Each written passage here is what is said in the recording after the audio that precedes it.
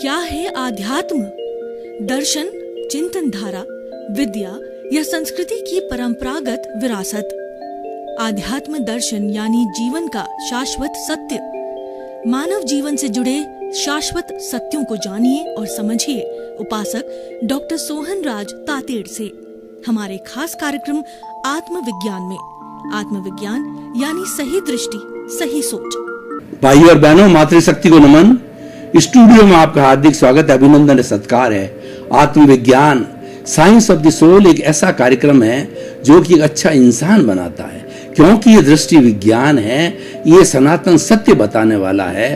कुदरत, कुदरती रचना और कुदरत का कानून बता करके हम आपको अल्टीमेट ट्रुथ देते हैं, सार्वभौम सत्य देते हैं, यूनिवर्सल लॉ देते हैं, लॉ ऑफ द नेचर देते हैं, ताकि कि आपको सनातन सत्य के माध्यम से शाश्वत सुख की प्राप्ति हो जाए। वही मानव जीवन का सबसे बड़ा लक्ष्य है। ये सारा कार्य हम अलग अलग सपोर्टिंग एपिसोड्स के माध्यम से करते हैं। तो आज का हमारा बहुत ही सुंदर एपिसोड है कि त्याग को नमन। भाइयों और बहनों, भारतीय संस्कृति त्याग प्रधान संस्कृति है। इस त्याग प्रधान संस्कृति के कारण भारत धर्म गुरु देश बना था और आज भी पूरे विश्व के 210 देश जो कि यूनाइटेड नेशन ऑर्गेनाइजेशन यूएनओ से जुड़े हुए हैं, वो भारत से आशा लगा के बैठे हैं कि भारत पुनः एक धर्म देश के रूप के अंदर उपस्थित होगा, प्रकट होगा, और हो भी रहा है। जिसके दो बड़े एग्जाम्पल, जिसको अंतर्राष्ट्रीय स्तर पर मान्य किया गया।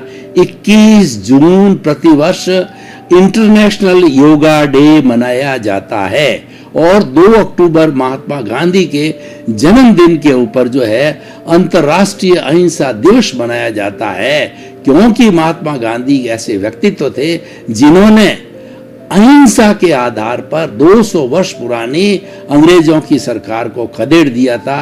और योग भारत की ऐसी संस्कृति है जो कि त्याग प्रधान संस्कृति है।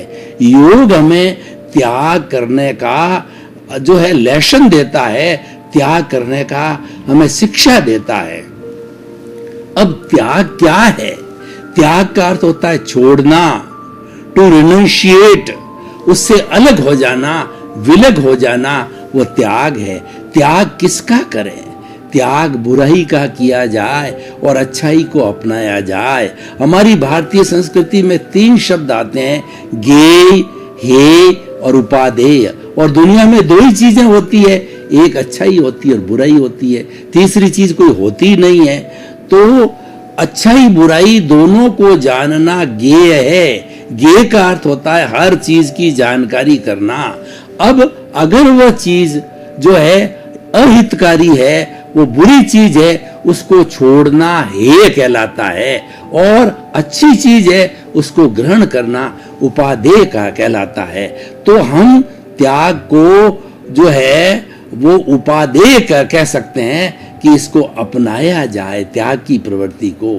त्याग की प्रवृत्ति हमें निस्वार्थ का पाठ पढ़ाती है, और जो लोग त्याग नहीं करते, इसके विपरीत वो स्वार्थी तत्व होते हैं, उनके अंदर स्वार्थ की चेतना होती है। स्वार्थ की चेतना होने से वह जो है वो ज्यादा से ज्यादा एक्युमुलेट करना चाहते हैं, ज्यादा से ज्यादा संग्रह करना चाहते हैं, और दुनिया को ही दिखाना चाहते हैं कि मैं सबसे बड़ा जो धनवान व्यक्ति हूं, कुबेरपति हूं। लेकिन लोग उनको याद करते हैं, उनको नमन करते हैं कि जो त्याग करता है। अगर आपके पास में करोड़ों अरबों की संपत्ति है तो वो तो आपकी संपत्ति है, आप उसको, आप या आपका परिवार उसको एंजॉय करेगा। समाज को, देश को और विश्व को उसके क्या फायदा है? अगर उस संपत्ति को जो आप लोक कल्याण में लगाओ तो संपत्ति कारगर होती है और आपके उस त्याग को लोग नमन करते हैं। बिल गेट्स का उदाहरण देखिए कि बिल गेट्स ने 13 वर्ष की उम्र में और उनकी छोटी उम्र में शादी हो गई थी। पति पत्नी ने दोनों ने मिलकर एक आईटी कंपनी खोली और उस आईटी कंपनी से इतना प्रॉफिट हो गया, करोड़ों अरबों रुपए का, तो उसका 2-3% मात्र अपने जो है वो परिवार के लिए उपयोग करते थे और 97-95% जो है उन्होंने ट्रस्ट बना रखे हैं और उस ट्रस्ट के माध्यम से वो लोक कल्याण के अंदर सारा पैसा, स्वास्थ्य, चिकित्सा, रोजगार, भरण पोषण, लूले लंगड़े, अपाहिज, मूक बधिर, अनाथ और जो है जो लोग अभावग्रस्त है उन पर वो सारा पैसा लगाते हैं। और अब तो उनके वो एमडी भी हट गए हैं और एमडी हट करके और उन्होंने ये कहा कि उसका मैनेजिंग डायरेक्टर रहते हुए मैं लोक कल्याण का काम ज्यादा नहीं कर सकता, तो उससे इस्तीफा देकर के मात्र संरक्षक रूप में रह करके और सारा समय जो 65 वर्ष के हो गए हैं सारा समय जो है उन चैरिटेबल इंस्टीट्यूट पे लगाते हैं, लोक कल्याण के लिए लगाते हैं। ये त्याग की वृत्ति है, इसीलिए उनको नमन किया जाता है। अब देखिए त्याग 2 तरह का होता है। एक तो त्याग ऐसा होता है कि गृह त्याग कर देना, सन्यासी बन जाना। सन्यासी बनना बहुत कठिन काम है क्योंकि सन्यासी में अपने आप को बहुत वश में करना पड़ता है। ये तो उत्कृष्ट स्थिति है। जो सन्यासी बन जाता है उसके घर नहीं होती, उसकी रसोई नहीं होती, उसके संबंध नहीं होते, वो तो भिक्षा मांग करके खाता है और उसके माता पिता भी सामने आ जाते हैं। तो ये कहा जाता है संसार पक्षीय माता पिता है, यानी वो वसुधैव कुटुंबकम का सदस्य होता है। उसका एकमात्र उद्देश्य स्व पर कल्याण है। तिन्नानम त्यार्याणम, पहला लक्ष्य है कि मैं मुक्ति को प्राप्त हूं, अपने आप को उतारूं और लोक कल्याण लोगों को उतारूं। तो इसीलिए वसुधैव कुटुंबकम का सदस्य होता है। ये तो उत्कृष्ट स्थिति है और हमारी भारतीय संस्कृति में प्रारंभ से ही है। हमारी भारतीय संस्कृति के अंदर 4 आश्रम व्यवस्था बनाई गई है। 100 वर्ष की उम्र होती थी, पहले 25 वर्ष जो है वो जो है ब्रह्मचर्य आश्रम होता था, शिक्षा ग्रहण करता था गुरु के पास रह करके विद्यार्थी। 51 से 50 साल की उम्र के अंदर गृहस्थ के रूप के अंदर ब्याह शादी, बच्चों को पैरों पर खड़ा करना और उसके बाद के अंदर 51 से जो 75 साल की उम्र थी वो परार्थ की चेतना थी, घर में रहते हुए घर से दूर। इसका अर्थ होता है वो वानप्रस्थ जीवन। जो भाई और बहनों मैं 20 साल से वानप्रस्थ जीवन जो जीवन जी रहा हूं गुरु कृपा से और गुरु के आशीर्वाद से, और 75 के बाद के अंदर 76 से 100 वर्ष की अवस्था का जो जीवन होता है वो संन्यास आश्रम होता है। यह कार्य बहुत कठिन है, लेकिन उसके अलावा भी सामान्य व्यक्ति भी त्याग कर सकता है और वह परार्थ की चेतना में जा सकता है, जिसको हम कहते हैं जियो और जीने दो, live and let others live. मैं भी जीऊं और मेरा पड़ोसी भी जिए, मेरे अन्य लोग भी जिए। यानी वह परार्थ की चेतना क्या है कि व्यक्ति को जितनी अपनी मूलभूत आवश्यकता है स्वयं के लिए या परिवार के लिए, तो उसकी ड्यूटी है और ये उसकी नेसेसिटी है, वो उसकी नीड है, वह उसको पूर्ति करनी चाहिए। रोटी, कपड़ा, मकान, शिक्षा, चिकित्सा। परंतु कई लोगों का भाग्योदय होता है और कई लोग जो है वो बहुत पुण्यशाली होते हैं, तो वो उनके जो कुबेरपति होते हैं उनके खूब संपत्ति धन आता है, अपनी आवश्यकता की पूर्ति होने के बाद में शेष पैसा जन कल्याण के लिए, परोपकार के लिए जिसमें उनकी रुचि हो लगाना चाहिए। यह त्याग कहलाता है। भगवान महावीर ने कहा कि वस्तु परिग्रह नहीं है, वस्तु के प्रति जो आसक्ति है वह परिग्रह है। कैसे? मान लीजिए आपका एक बहुत सुंदर मकान है, अब आप हर वक्त चिंतन करते हो ये मेरा मकान है, मैं इसका मालिक हूँ, इसमें मेरा परिवार रहता है, इसमें मेरे बेटे पोते पोतियां रहते हैं और हम जो इसको और सुंदर बनावें, मैं और मेरा के अंदर हम डूब जाते हैं। उसकी जगह तो ये मैं और मेरा ये स्वार्थीपन है। और अगर उस भवन को, उसके अंदर कोई भी स्पेयर स्थान है, तो हम निस्वार्थ भाव से साधु सन्यासियों के लिए, लोक कल्याण के लिए लोगों को भेंट करें, तो वो निस्वार्थ की भावना है और उसके साथ साथ उसको भवन को हम ये चिंतन करें कि ये भवन मेरी कस्टडी में है, मेरे निश्रय के अंदर है, मैं इसका ट्रस्टी हूं, मैं इसका चौकीदार हूं, मैं इसका मालिक नहीं हूं। इसका अर्थ ये हुआ ऑनरशिप को त्यागना सबसे बड़ा त्याग है। ऑनरशिप को छोड़ना ये त्याग है, डूअरशिप को छोड़ना ये त्याग है। और भी ऊंचा त्याग देखें तो क्रोध, अहंकार, माया, लोभ जो कि राग द्वेष कहलाते हैं, और वही समस्त दुखों के कारण है, और वही सबसे बड़ा अज्ञान है। और ये राग द्वेष रूपी अज्ञान जो है इस शरीर और आत्मा को जोड़े हुए है। ये स्थूल शरीर तो सूक्ष्म शरीर की निष्पत्ति है, सूक्ष्म शरीर आत्मा के साथ जुड़ा हुआ है। एक एक आत्मा के चेतनामय परमाणुओं के ऊपर पूरे शरीर व्यापी रूप के अंदर असंख्य असंख्य जो है चतुष्पर्शी पुद्गल जो है कर्म के चिपके हुए हैं। तो वो राग द्वेष है। उस राग द्वेष को छोड़ना, उसका त्याग करना, यानी समभाव की स्थिति में जाना, ये उत्कृष्ट त्याग है। और जो व्यक्ति इसका त्याग करता है, इसको क्रोध, मान, माया, लोभ को छोड़ता है, न्यून करता है, घटाता है, तो वो सबसे बड़ा त्यागी है। हमारे सन्यासी है वो कंचन कामिनी मुक्त है। ये कंचन कामिनी जो है ये संग्रह है, और कंचन और कामिनी को छोड़ना ये त्याग है। इसीलिए त्याग को नमन किया जाता है। भारतीय संस्कृति का कोई भी साधु हो जिसने घर गृहस्थी कंचन कामिनी को छोड़ा है, और उसका वेश जो है जो सन्यासी का है वो नमनीय है, पूजनीय है, क्योंकि उसने त्याग किया है। उसके त्याग को नमन है, उसके वेश को नमन नहीं है। और उसने जो है अपनी भावना से जो है धन संपत्ति को, परिवार को जो त्यागा है। तो भाई और बहनों, बहुत ही सुंदर विषय आज हम देख रहे हैं कि आज इस दुनिया के अंदर जो कितनी विषमता है। कोरोना वायरस जो है आज महामारी के रूप में WHO ने डिक्लेयर कर दिया है, और उसकी इतनी हड़कंप मच गई है पूरे विश्व के अंदर कि इंसान डरा डरा हुआ है, और उसका कोई भी डेवलपमेंट अभी हो रहा ही नहीं है। सभी लोग जो है स्टैंड स्टिल हो गए हैं। काम धंधा, जाना आना सब स्टैंड स्टिल हो गया है, क्योंकि इसको विश्व ने, WHO ने महामारी डिक्लेयर किया। और भारतवर्ष के अंदर भी जो है बहुत से प्रांतों के अंदर 144 धारा लागू कर दी for the safety of the people. पर ये आया क्यों? ये विश्व में क्यों आया? समय समय पर ऐसे वायरस, ऐसी महामारी क्यों आते हैं? इसका कारण यह है कि व्यक्ति त्याग की वृत्ति को भूल गया और व्यक्ति भोग की प्रवृत्ति में आ गया, कि ज्यादा कंज्यूमरिज्म आ गया। ज्यादा से ज्यादा चीजों का उपयोग करो और उपयोग करके उसको फेंक दो।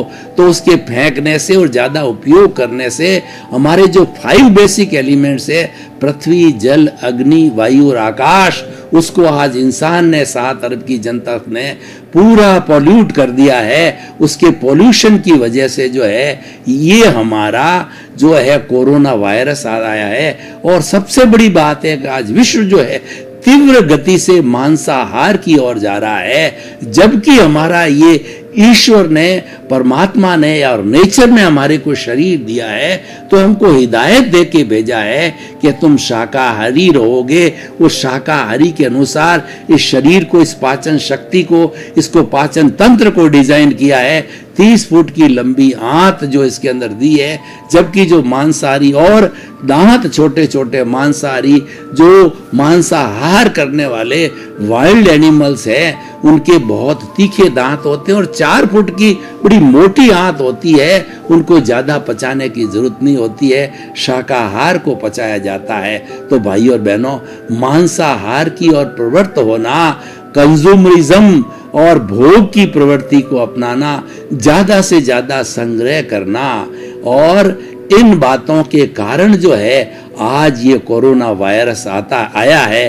तो हम इस एपिसोड के माध्यम से आज पूरे विश्व की 7 अरब की जनसंख्या को ये बताना चाहते हैं कि अगर सृष्टि को, ये मानव जाति को अगर इस प्रकार के वायरस की अलग अलग जो है समय में आने वाले वायरस से बचाना है, तो आप पर्यावरण को अशुद्ध मत करो, पर्यावरण की अशुद्धि दो तरह से होती है।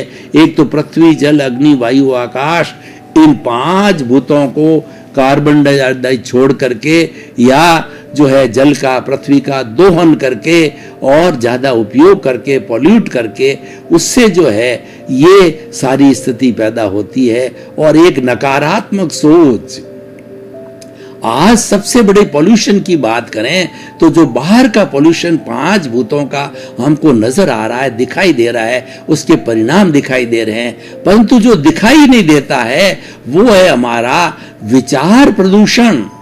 आज इंसान पूरे विश्व के अंदर इतना जो है नेगेटिव भाव से सोचता है कि उसके अंदर सारी नेगेटिविटी हर वक्त बनी रहती है, तो वो नेगेटिविटी कारण जो है वो पर्यावरण के अंदर छोड़ता है और सारा पर्यावरण के अंदर जितने हमारे भाव है, हमारे विचार है, पर्यावरण में जाके सुरक्षित हो जाते हैं। तो आज व्यक्ति अगर कोई शुभ चिंतन करना चाहे तो वो चिंतन के परमाणु उसको जो है वायुमंडल से ही मिलेंगे, उसको ब्रह्मांड से ही मिलेंगे, उसको सृष्टि से मिलेंगे। तो पूरा ब्रह्मांड के जो विचार जो है पार्टिकल्स है वो सारे पॉल्यूट हो चुके हैं, वो नेगेटिविटी के अंदर बदल गए हैं। तो वो हमको जब सोचते हैं तो नेगेटिविटी आती है। ऐसे बहुत से ज्ञानी लोग हैं, महात्मा लोग हैं, त्यागी लोग हैं कि उनको जो है वो पॉजिटिव जो है थिंकिंग वाले लगातार हैं तो उनको पॉजिटिव एनर्जी मिलती होगी। सामान्य व्यक्ति को नेगेटिव एनर्जी जो वो छोड़ता है वही एनर्जी जो है उसको वापस में मिलती है। और उसी कारण से हमारी जो त्याग की वृत्ति है ये धीरे धीरे कम होती जा रही है, भोग की वृत्ति बढ़ रही है, स्वार्थ की वृत्ति बढ़ रही है। त्याग का सीधा संबंध जो है वो भोग से है और भोग का संबंध है स्वार्थ से है। तो इसीलिए हमें अगर त्याग की वृत्ति को बढ़ाना है, त्याग को नमन करना है, त्याग को समाज में स्थान देना है, तो भोग की प्रवृत्ति को छोड़ना पड़ेगा। और एक सबसे बड़ा जो मुख्य कारण है वो त्याग न होने का, वह है अहंकार। आज का इंसान इतना अहंकारी बन गया है कि वह सोचता है कि मैं तो दुनिया का नंबर 1 व्यक्ति हूं, मैं तो गूगल में देखता हूं, बहुत सी चीजें निकालता हूं और करता हूं। लेकिन भाई और बहनों, ये अहंकार गलत है और यही जो भोग की वृत्ति को जन्म देता है और यही अहंकार सुपीरियरिटी कॉम्प्लेक्स को आता है। जो लोग सुपीरियरिटी कॉम्प्लेक्स वाले होते हैं वो त्याग नहीं कर सकते। जो लोग जो है समता भाव के हैं, जो वो निस्वार्थ भावना से सोचते हैं और वो लोग जो है कर्म योग के हिसाब से, निष्काम कर्म के हिसाब से सोचते हैं, तो उनका ही ध्यान त्याग की तरफ जा सकता है। आज देखिए कि हमारे पूर्व जन्म के अंदर, पूर्व समय के अंदर हमारे परिवार की स्थिति संयुक्त परिवार हुआ करते थे, जिसमें 100 लोग एक ही छत के नीचे कई 3-3, 4-4 जनरेशन बड़े आनंद के साथ में अपना प्रेम के साथ के अंदर वो जो वहन करते थे, आज वह सब छूट गया। आज न्यूक्लियर फैमिली हो गई, हस्बैंड वाइफ और बच्चे, मैं और मेरा, मैं एक, हम 2, हमारी एक, 3 की फैमिली, 4 की फैमिली। और आजकल तो एक फैशन हो गया है कि माता पिता को साथ नहीं रखते। भारतीय संस्कृति के अंदर माता पिता को शेल्टर कहा गया है, माता पिता को अम्ब्रेला कहा गया है, माता पिता को एक शरण कहा गया है कि माता पिता इस संसार के भगवान होते हैं। और ये बात गणेश जी ने सिद्ध भी कर दी थी कि एक बार शिव पार्वती के 2 जो बेटे थे तो उन्होंने कहा कि परीक्षा करें। एक कार्तिकेय छोटा था और गणेश जी बड़े थे, और गणेश जी शरीर में भारी थे, कार्तिक शरीर में हल्का था। कार्तिक का वाहन जो है गुरुड़ था, जो कि जो है एरोप्लेन की दृष्टि से उड़ता था, और उसके साथ साथ में गणेश जी का वाहन मूषक जो चूहा था, गणेश जी भी भारी थे, वो धीरे धीरे चलता था। तो उन्होंने, जो शिव और पार्वती ने एक प्रतियोगिता रखी कि तुम दोनों में से जो पूरे विश्व का भ्रमण करके और हमारे कदमों में नमन करेगा, हमको प्रणाम करेगा, हम उसको आशीर्वाद देंगे। जो ही इसका प्रारंभ किया गया, कार्तिक तो गुरुड़ पर बैठ करके और 100, 200, 500 की स्पीड से वो चला गया ब्रह्मांड के अंदर। गणेश जी बेचारे मूषक के से थे और भारे थे। उन्होंने शिव और पार्वती के 7 चक्कर लगा करके और उनके चरणों के अंदर वो हाजिर हो गया। और वो पहले आया और कार्तिकेय बाद में आया। जब पूछा गया कि भाई तुमने विश्व भ्रमण कर लिया, तो गणेश जी ने, कार्तिकेय ने कहा कि मैं पूरे विश्व का भ्रमण करके आ गया हूं, मैं विजेता हूं। और गणेश जी ने कहा कि मेरे भगवान, मेरा विश्व जो है शिव और पार्वती, उसके मैंने 7 फेरे लिए, 7 राउंड निकाल करके वह मैंने संपन्न किया। वही मेरे संसार के भगवान हैं, मैं उनको नमन करता हूं।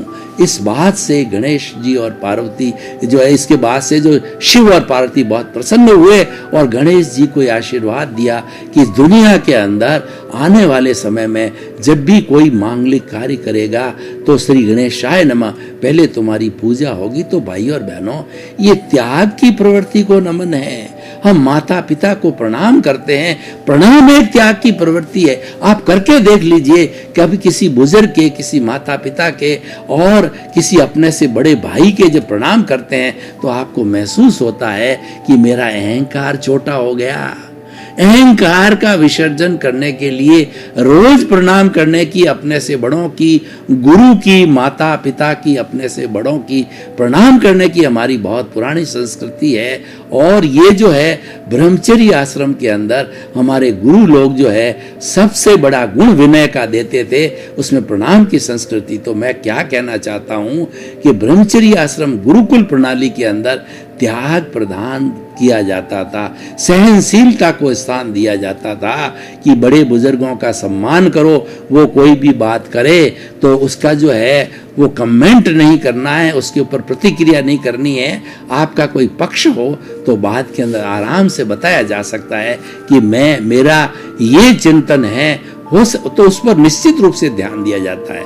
तो भाई और बहनों, जो त्याग करता है वो नमन के योग्य है। चाहे कोई व्यक्ति हो, चाहे समाज हो, चाहे देश हो, चाहे कोई भी व्यक्ति हो, त्याग को नमन होता है।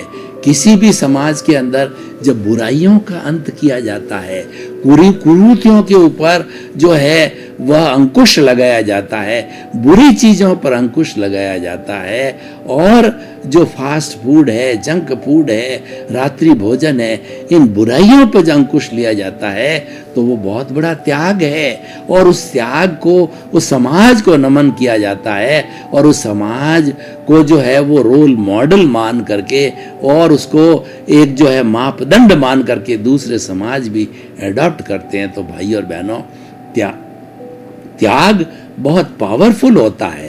त्याग में बहुत बड़ी शक्ति है, क्योंकि त्याग निस्वार्थ चेतना पर काम करता है। त्याग के अंदर लेना कुछ नहीं होता है, त्याग के अंदर छोड़ना होता है। और जो व्यक्ति छोड़ता है तो निश्चित तौर से वह उसकी अनाशक्ति है और वो उसको नमन होगा ही, क्योंकि कोई स्वार्थ नहीं होता, कोई अपेक्षा नहीं होती, कोई आकांक्षा नहीं होती है त्याग के अंदर। इसीलिए नमन करने योग्य है। और ये भारतीय संस्कृति का बहुत बड़ा मूल्य है।